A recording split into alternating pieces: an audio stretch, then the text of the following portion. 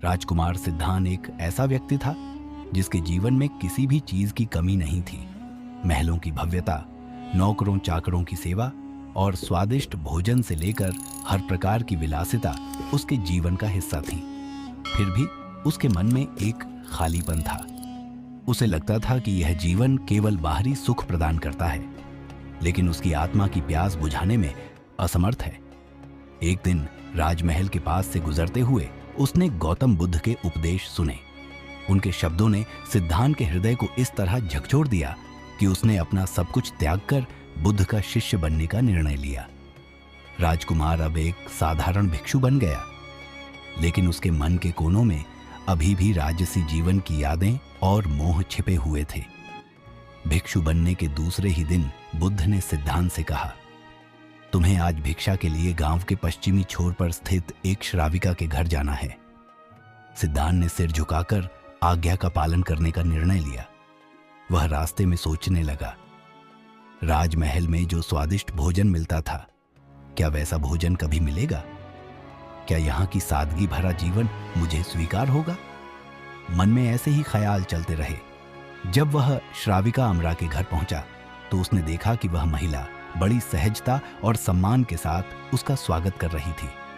अमरा ने उसे बैठने के लिए आसन दिया और भोजन पकाने रसोई घर चली गई। सिद्धांत वहीं बैठा अपने विचारों में उलझा रहा। कुछ देर बाद अमरा ने उसे वही भोजन परोसा जो सिद्धांत को अपने राजमहल के दिनों में सबसे प्रिय था। भोजन देखकर वह आश्चर्यचकित रह गया। यह कैसे संभव है?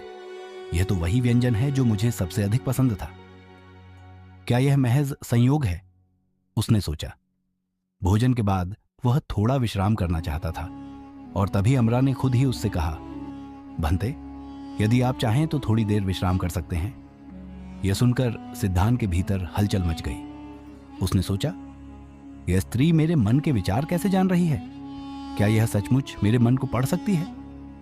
विश्राम के बाद जब वह बुद्ध के पास लौटने लगा तो उसका मन भारी था। उसे लग रहा था कि अमरा ने उसके भीतर के सभी विचार, यहां तक कि उसकी वासनाओं को भी देख लिया होगा। सिद्धांत बुद्ध के पास पहुंचते ही उनके चरणों में गिर पड़ा। उसने कहा, गुरुदेव, कृपा करके मुझे उस श्राविका के घर भिक्षा के लिए न भेजें। वह स्त्री दूसरों के मन के विचारों को पढ़ सकती है। जब मैं वहां गया तो मेरे मन में अनेकों विचार और विकार उठे और मुझे यकीन है कि उसने सब कुछ जान लिया होगा। यह मेरे लिए बहुत लज्जाजनक है। बुद्ध मुस्कुराए और शांत स्वर में बोले, सिद्धांत, यही तो तुम्हारी साधना है। जब तक मैं तुम्हें नहीं रोकूंगा तुम रोज वहीं भिक्षा मांगने जाओगे। लेकिन ध्यान रखना, इस बार होशपूर्ण रहना। जो भी विचार उठें उन्हें सही या गलत ठहराए बिना केवल देखना।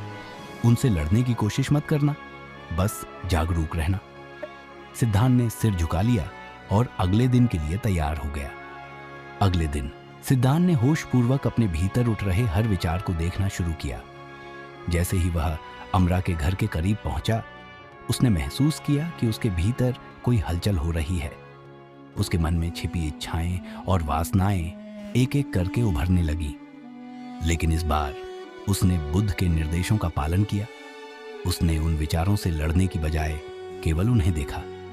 धीरे धीरे जैसे जैसे वह अमरा के घर के पास पहुंचा, उसके भीतर एक अद्भुत शांति का अनुभव होने लगा। अमरा ने हमेशा की तरह उसका स्वागत किया। सिद्धांत ने देखा कि इस बार उसका मन स्थिर था। भोजन करते समय वह पूरी तरह जागरूक था। उसके मन में कोई विचार नहीं थे। विश्राम के दौरान उसने महसूस किया कि उसका मन अब शांत और खाली था। जब वह बुद्ध के पास लौटा तो उसकी चाल में हल्कापन था। वह नाचते हुए बुद्ध के चरणों में गिर पड़ा और बोला, गुरुदेव, अद्भुत घटना घटी। आज मैंने अपने भीतर की सारी वासनाओं और इच्छाओं को जलते हुए देखा। अब मैं पूरी तरह शांत हूं। मेरा मन अब मुझे नियंत्रित नहीं कर सकता। बुद्ध मुस्कुराए और बोले, सिद्धांत, यही तो मैंने तुम्हें सिखाना चाहा। समस्या से भागने से उसका समाधान नहीं होता। केवल जागरूकता से ही मन के विकार मिटते हैं। अब तुम्हें वहां जाने की आवश्यकता नहीं। तुम्हारा विवेक जाग चुका है।